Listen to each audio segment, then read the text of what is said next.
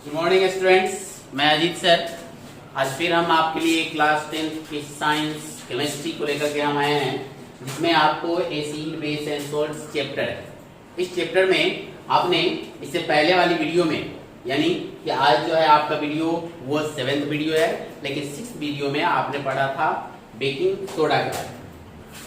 अब यहाँ पर जो आपको पढ़ाया गया था washing soda, sorry baking soda आज हम पढ़ने के लिए चलेंगे। वॉशिंग सोडा के बारे में मैंने आपको 6th वीडियो में पढ़ाया था, तो उसके बारे में केवल उसका प्रोडक्शन जो होता है उसके बारे में मैंने आपको बताया।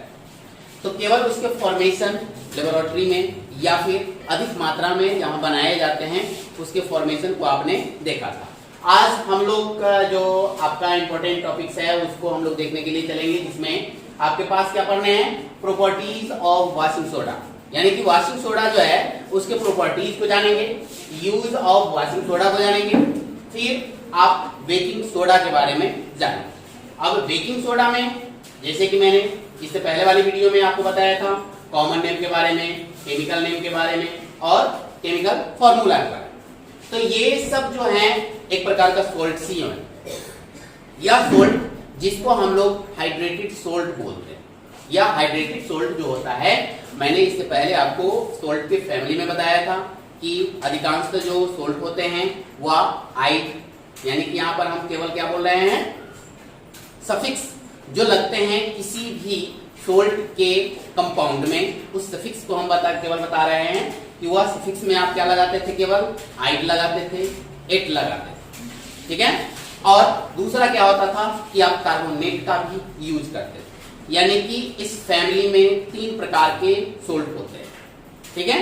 तो आज हम लोग एक और परिवार के सोल्ट के परिवार के बारे में हम लोग जानने के लिए चलेंगे, उसके यूज को भी देखेंगे, उसके प्रोडक्शन को भी देखेंगे और उसका क्या प्रॉपर्टीज होता है उसको भी देखेंगे। तो आज केवल हम लोग क्या चलते हैं, आप लोगों को आज पढ़ा रहे हैं हम क्या, प्रॉपर्टीज ऑफ वॉशिंग सोडा। अब ये प्रॉपर्टीज ऑफ वॉशिंग सोडा में अगर हम चल रहे हैं तो वॉशिंग सोडा प्रॉपर्टीज कहने का मतलब उसका कैरेक्टर, लक्षण क्या है उसके बारे में ही हम लोग जानते हैं। अब यहाँ पर वॉशिंग सोडा को अगर हम देखें तो वॉशिंग सोडा जो होता है किसी भी ट्रांसपेरेंट क्रिस्टल्स को अगर बनाने होते हैं तो ट्रांसपेरेंट क्रिस्टल को बनाते हैं। अब यहाँ हम लोग क्या देखते हैं कि वॉशिंग सोडा का दूसरा जो प्रॉपर्टी है उसको देखते हैं। वॉशिंग सोडा चूंकि एक बेसिस फॉर्म में पाई जाती है, अतः जब आप इसमें रेड लिटमस पेपर को डालेंगे तो वो उसका कलर को कन्वर्ट कर देता है ब्लू में, यानी कि जब किसी भी बेस में अगर आप रेड लिटमस पेपर को डालते हैं तो वो क्या कर जाता है, कन्वर्ट कर जाता है ब्लू में। आगे फिर है आपके पास जो इसकी अगली प्रॉपर्टी है, उस प्रॉपर्टी के अंतर्गत अगर देखते हैं तो different types of the carbonates, यानी कि मेटल का जो कार्बोनेट फॉर्म होता है उस कार्बोनेट फॉर्म में लाने के लिए भी क्या करते हैं, हम इसका यूज करते हैं, इसका वॉशिंग सोडा।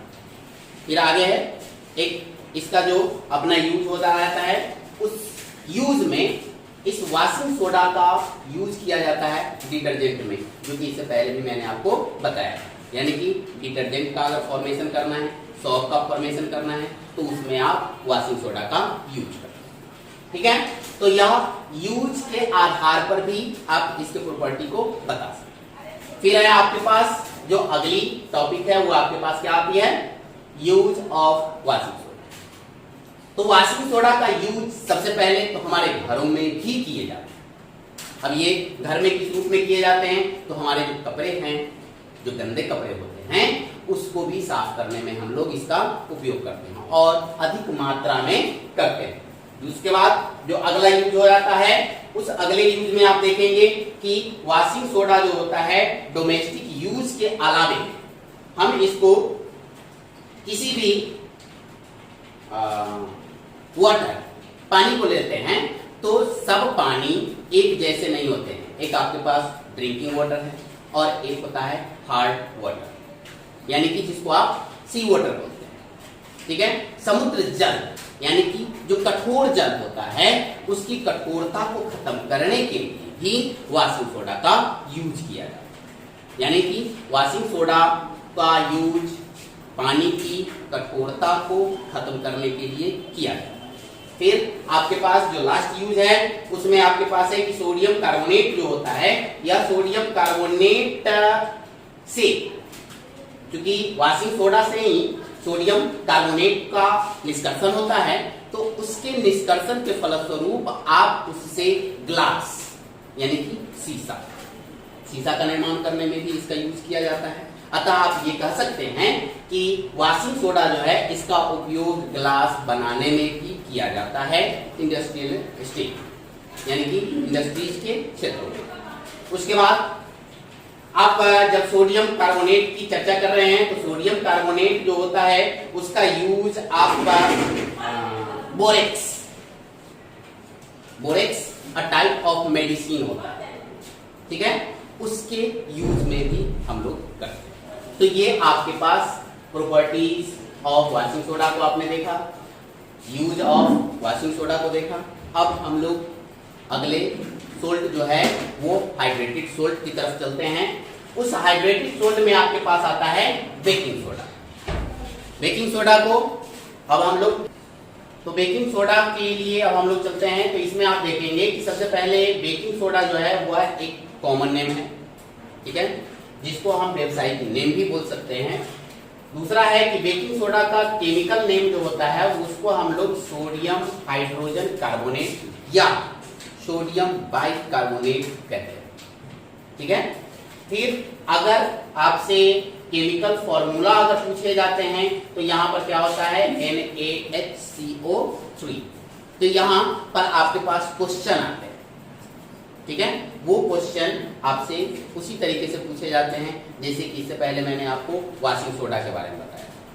जैसे कि आपसे पूछ दिया जाएगा कि what is the other name of या common name of sodium hydrogen carbonate, या what is the common name of sodium bicarbonate, what is the formula of baking soda, या what is the chemical formula of baking soda. तो इस तरीके से आपसे question पूछे जाते हैं, यानी कि क्वेश्चन जो इसका होता है पूछने का वो इस तरीके से बताएगा। तो इसका जब भी आप आंसर देते हैं तो आंसर देने के लिए आपके पास क्या है, यदि कॉमन नेम पूछे जाते हैं तो आप बेकिंग सोडा डालेंगे, यदि आपके पास केमिकल नेम पूछे जाते हैं तो उसमें आप दोनों डाल सकते हैं या दोनों में से कोई एक को आप डाल सकते हैं। जैसे कि सोडियम हाइड्रोजन कार्बोनेट है, या तो आप इसको डाल लीजिए केमिकल नेम में, या फिर सोडियम बाइकार्बोनेट इसको आप डाल सकते हैं। लेकिन केमिकल फॉर्मूला के लिए तो केमिकल फॉर्मूला तो सिंगल वन होता है, क्योंकि यह क्या है, अ टाइप ऑफ कंपाउंड। तो इसके लिए आपको क्या देना होगा, NaHCO3, ठीक है। तो यहाँ पर आपने इसके डिफरेंट नामों को जाना, इससे जो क्वेश्चन होते हैं उसका आंसर हम कैसे देंगे उसके बारे में आपने जान लिया। अब आपके पास है प्रोडक्शन ऑफ बेकिंग सोडा। अब यहाँ पर प्रोडक्शन कहने का मतलब, इससे भी पहले मैंने आपको प्रोडक्शन के लिए प्रोडक्शन वर्ड्स का यूज किया था। इसका मतलब होता है कि बड़े पैमाने पर आप इसका निर्माण करते हैं, तो इसीलिए हम यहाँ पर प्रोडक्शन वर्ड्स का यूज कर रहे हैं, क्योंकि ये बड़े पैमाने पर बनाए भी जाते हैं हमारे देश में। तो यहाँ जो बनाने का तरकीब होता है इंडस्ट्रियल स्टेट्स में, तो उसमें हम फिर आपको लेके चलते हैं कहाँ, जैसे कि मैंने वॉशिंग सोडा का निर्माण किया था उसी प्रकार से इसको भी हम लोग बनाते हैं कहाँ, इंडस्ट्रीज में।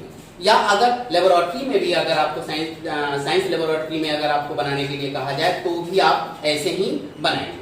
इसमें सबसे पहले हम लोगों को क्या देना होता है, जैसे कि मैंने आपको बताया था ब्राइन। ब्राइन कहने का मतलब क्या, कि नमक का जो सॉल्यूशन होता है। तो नमक के सॉल्यूशन के लिए मैंने अभी आपको अंडरलाइन करके दिखाया है, इसको आप बोलते हैं ब्राइन, यानी कि concentrated salt solution is called also brine. यानी कि यहाँ पर कॉन्सेंट्रेटेड जो सोल्ट होते हैं इस सोल्ट को आप ब्राइन कहते हैं, ठीक है। अब यहाँ पर इस ब्राइन के साथ जब अमोनियम और कार्बन डाइऑक्साइड का रिएक्शन कराया जाता है तो आप देख रहे हैं कि यहाँ पर बेकिंग सोडा यानी कि NaHCO3 बन रहा है, और इसका जो दूसरा उत्पाद होता है वो क्या होता है, अमोनियम क्लोराइड होता है। तो जो आपका इसके साथ जो एक्सटर्नल उत्पाद होता है यानी कि फॉर्मेशन जो होता है उसमें आपके पास अमोनियम क्लोराइड है। तो इस तरीके से आप इससे आप क्या कर सकते हैं कि ये जो होता है एक प्रेसिपिटेट के फॉर्म में, पाउडर के फॉर्म में आपके पास प्राप्त होते हैं, जिसको हम लोग क्या कहते हैं, बेकिंग सोडा कहते हैं। अब बेकिंग सोडा का जो यूज होता है, सबसे पहले जो कॉमन रूप से उसका जो उपयोग किए जाते हैं उसको हम आपको बता देते हैं कि इसका उपयोग सामान्यतः घरों में किए जाते हैं।